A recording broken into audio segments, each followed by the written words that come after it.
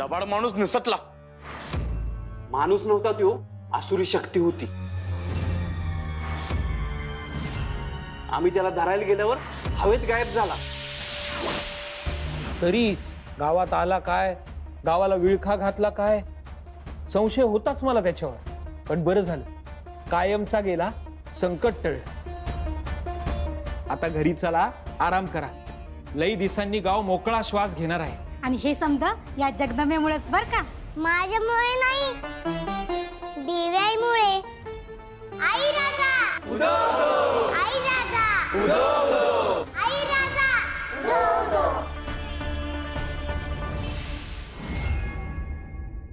दिती माता, ज्याच्याकडून आपल्याला प्रचंड अपेक्षा होत्या, तो मदराज पराभूत झालाय. आमची एकही योजना सफल होत नाही. आधी पाठवलेले 3 रिपू, त्यांचं काय झालं हे अद्याप ज्ञात नाही. दैत्यगुरु ते अचानक अदृश्य झाले. ते कुठे आहेत हे माहिती नाही. आणि आता हा मदराज, तो पराभूत झाला, तो पळून गेला. आणि तिथी माता, आपण म्हणताय की मी चिंता करू नको, शांत राहू. तू राजा आहेस. राजाच्या डोक्यावर नेहमी काटेरी मुकुट असतो. पराभवाचे काटे हे असे अधूनमधून टोचणारच, पण अंतिमता विजयाच्या फुलांचा वर्षा होणार आहे.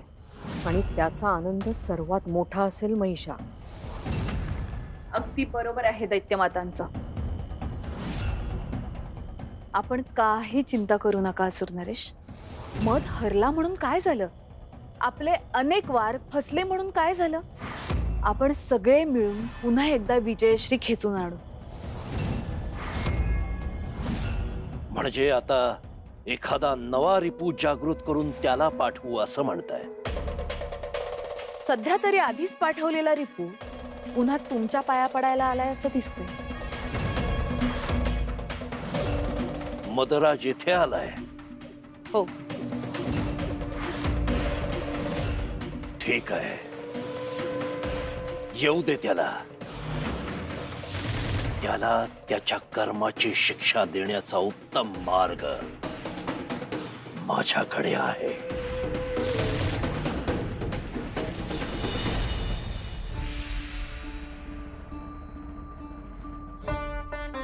नंदी महाराज, हे घ्या.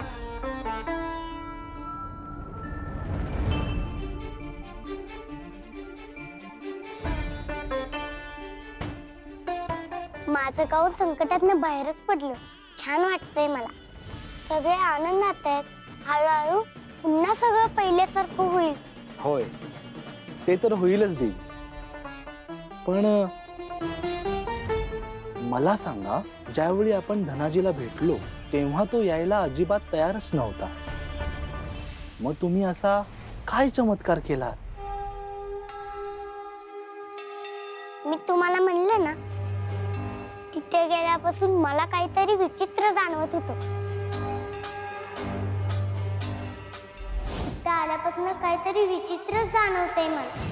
काहीतरी कुठेतरी बिघडलेलं आहे. हो, पण मला काही जाणवलं नाही. जसं दिसतंय ना तसं खरं नाहीये. रात्री सगळे झोपल्यावर मी उठून बसले. महादेवांनी मला जी योगविद्या शिकवली तिच्या मदतीनं शोध घ्यायला लागले. आणि तेव्हाच मला ती विचित्र गोष्ट दिसली.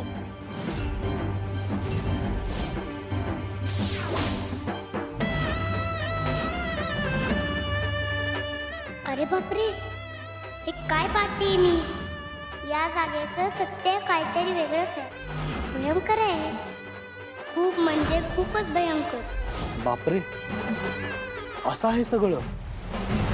पण मग याचा अर्थ काय घ्यायचा देवी?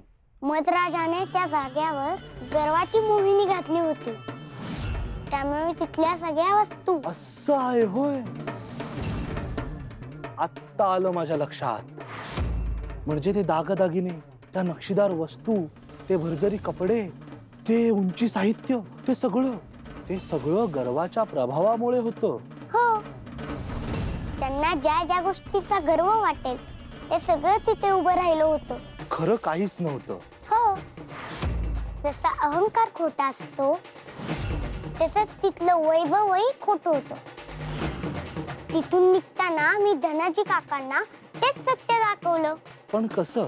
मी त्यांना एक कवडी दिली, तुळजाईची कवडी.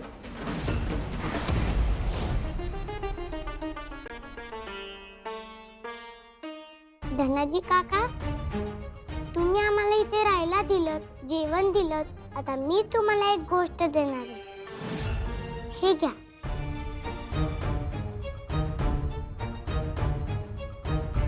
कवडी? हो, ही तुमच्याकडे ठेवा. तुळजाईचा आशीर्वाद आहे असं समजा. हीच तुम्हाला योग्य मार्ग दाखवेल. कोणी मला कुठला बी मार्ग दाखवू दे, मी इथून जाणार नाही म्हणजे नाहीच. ठीक आहे, बघू आपण.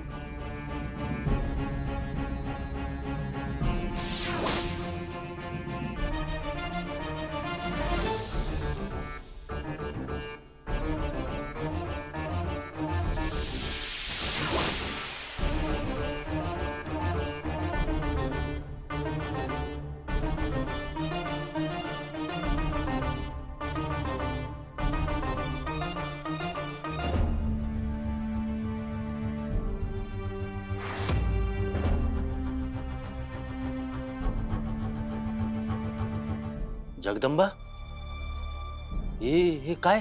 सत्य, तुम्हाला आतापर्यंत कधीही न दिसलेलं.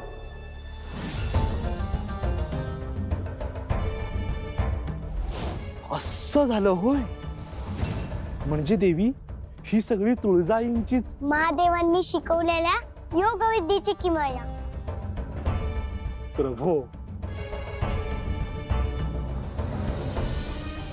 बरं देवी, मला सांगा, त्याच वेळी धनाजीला आपल्यासोबत का घेतलं नाहीत? ते आपल्या बरोबरच परत आले असते तर मधला संशय आला असता, त्यांचा जीव धोक्यात आला असता. म्हणून मी त्यांना एकदम खेळाच्याच ठिकाणी यायला सांगितलं. देवी, तुम्ही खरंच धन्य आहात. तुळजा देवीचा अंश आहात आणि म्हणूनच आमच्या नजरेला जे दिसत नाही ते तुमच्या नजरेला दिसतं.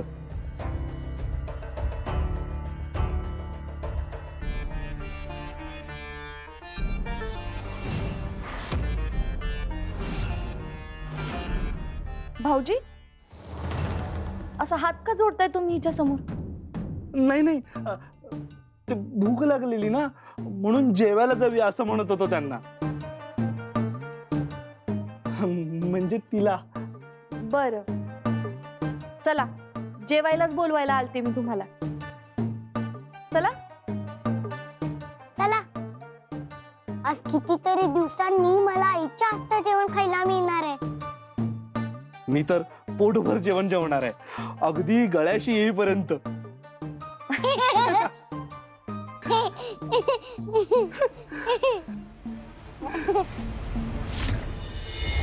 प्रचंड अपेक्षेने अफाट बळ देऊन तुला पाठवला होता, पण तू आमचा घोर अपेक्षा भंग केलास. मद आहेस तू, साक्षात अहंकार, गर्व, आणि तरी सुद्धा मूर्खासारखा अपमानित झालास, पराभूत झालास, आणि आमची मान तुझ्यामुळे खाली गेली. आता तुझी ती गर्विष्ठ मान अशीच वाकलेली राहील.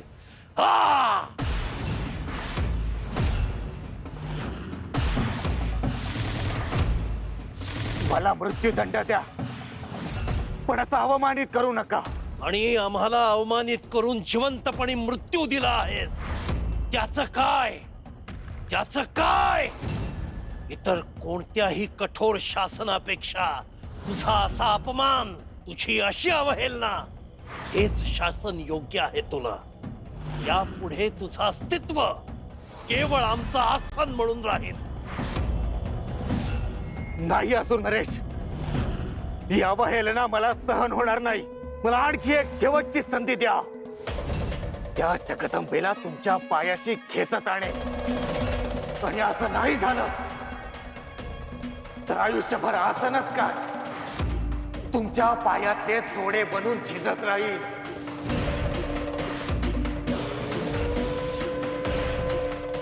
ठीक आहे, हे अंतिम संधी तुला. 2 दिवस आहेत तुझ्याकडे, 2 दिवस. या 2 दिवसात ती जगदंबा माझ्या समोर आली नाही तर तुझ्या अंतिम श्वासापर्यंत तुझी जागा इथे इथे माझ्या चरणाशी राहील. मला मान्य आहे असुर नरेश, माझा अपमान केलाय तिनं. या अपमानाचा सूड घेतल्याशिवाय मला स्वस्थ बसवणार नाहीये. आता बघाच तिची कशी झोप उडवतो ते.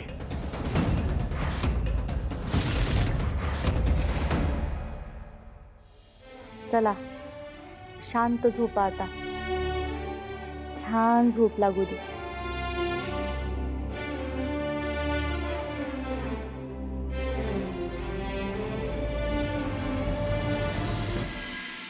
या बांगड्या तामाजीच्या घरातनं उचलल्या होत्या.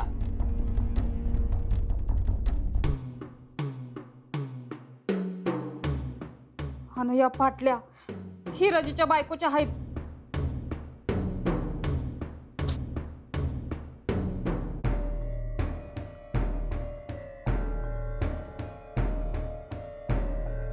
ही बोरमाळ तानीच्या गळ्यातली आहे.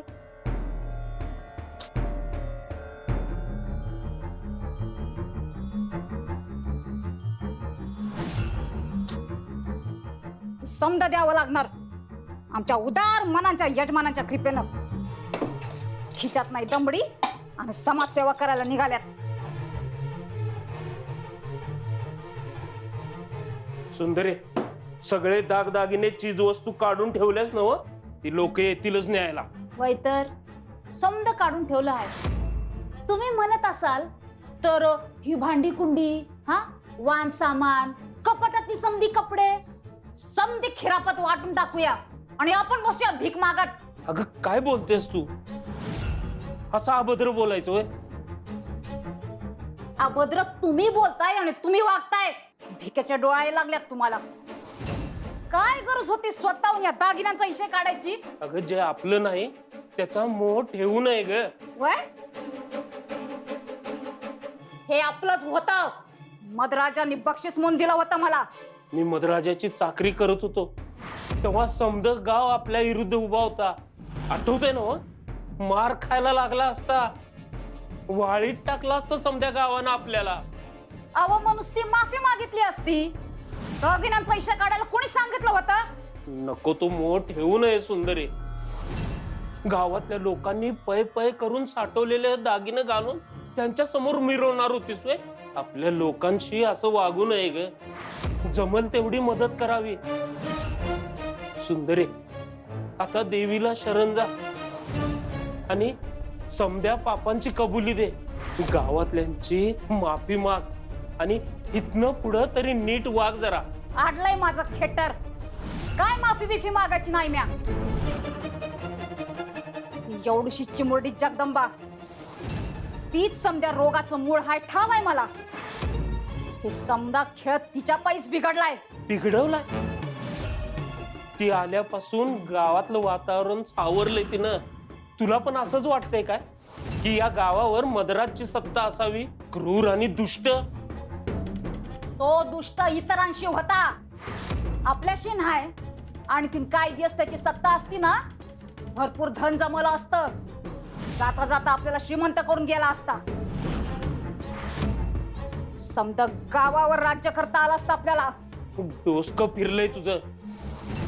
तुला पण मदराजांसारखा अहंकार आलाय. एक दिवस असा उजाडल की मला काय बी कमी पडणार नाही. तुमचे डोळे पांढरे होतील एवढी संपत्ती असेल माझ्याकडं. बघालच तुम्ही. देवी आई, तिच्या डोसक्यातली ही धुंदी, राग, द्वेष निघून जाऊ दे. हिला जरा शानपणा दे ग आई राजा.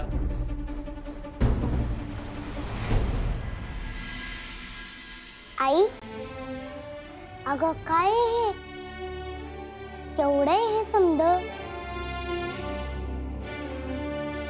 एवढं समद मी खायचंय?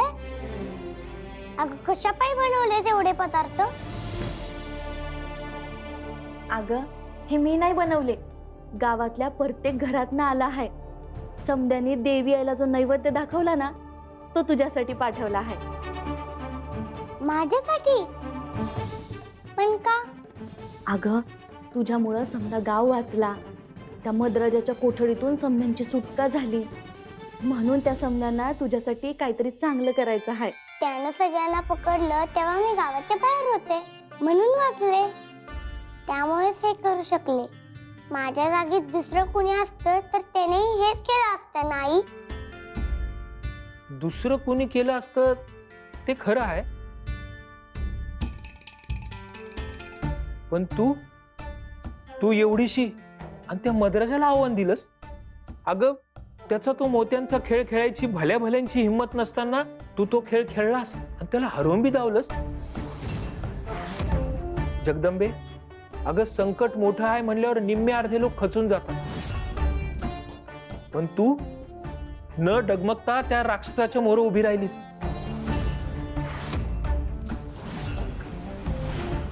आणि बाकीच्यांचं जाऊ दे, तुला जी युक्ती सुचली ती आम्हाला तरी सुचली होती का?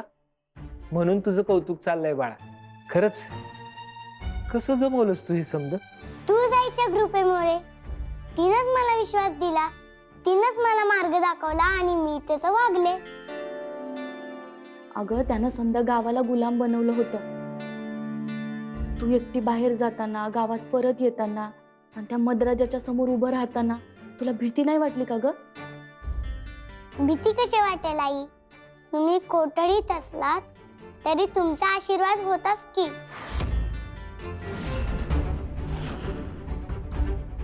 आणि तुझाही पाठीशी होती. तुमचा त्रास आटवला आणि लढाईची जिद्द मिळाली. काय जनक बाबा, येऊ का घरात? धनाजीराव, अहो या ना, या या या. काय आज गरीबाच्या घराला तुमचे पाय लागले? बस का? अहो तुम्ही कसले गरीब? ज्याच्या घरी एवढ्या मोठ्या मनाची लाख मोलाची पोरगी असेल तो कसला गरीब? अहो गरीब तर आम्ही. धन दौलत होती, सारं काही होतं, आणि त्या मदराजाच्या जाळ्यात अडकलो आणि गावाला वाऱ्यावर सोडून दिला. तुमच्या या जगदंबामुळेच त्या अहंकाराच्या भ्रमातून बाहेर पडलो. तिच्यामुळेच आज या साऱ्यांना हा सोन्याचा दिवस पाहायला मिळालाय.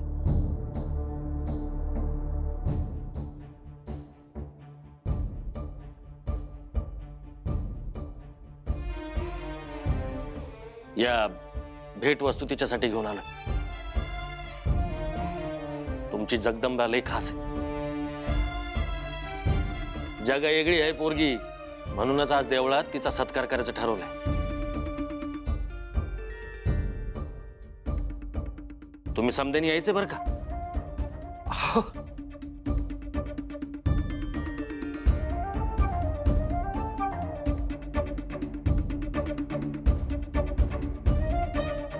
लई मोठा मान देताय बघा आमच्या लेकीला तुम्ही. थांबा, मी तुमच्यासाठी काहीतरी खायला घेऊन येते. नको नको गंगाई, आमच्या जगदंबेला पाहिलं आणि पोटच भरलं बघा.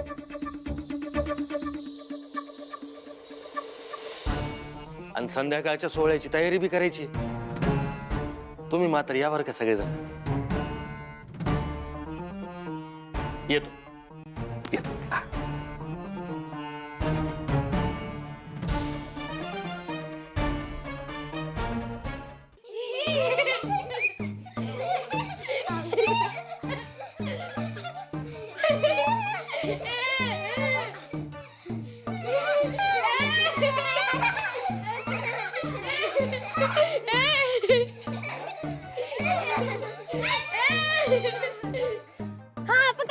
जगदंबा ये, जगदंबा बाद झाली, जगदंबा बाद झाली. अरे थांबा थांबा, जगदंबा बाद नाही झाली आहे. आपण तिला आणखी एक डाव देऊया. आणखी एक डाव? अगं पण मी तर बाद झाली ना. असं दे ग. तरी पण आपण त्याला खेळायला देऊया. अगं पण असं का? मी बाद झाले तर खेळणार कशी? ही मुलं माझ्यासोबत अशी का वागतायत? मला एकटं का पाडलं जातंय?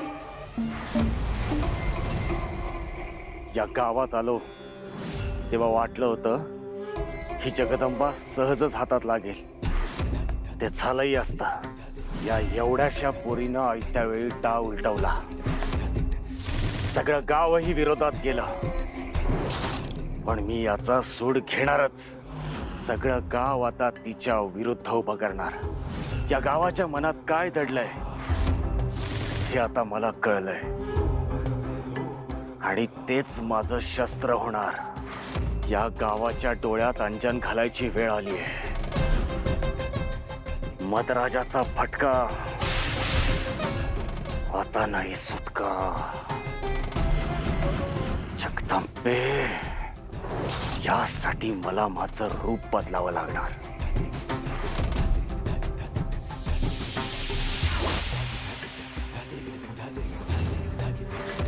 पहिला घाव कुठे घालायचा आहे मला चांगलंच माहिती आहे. कल्याण मस्तो.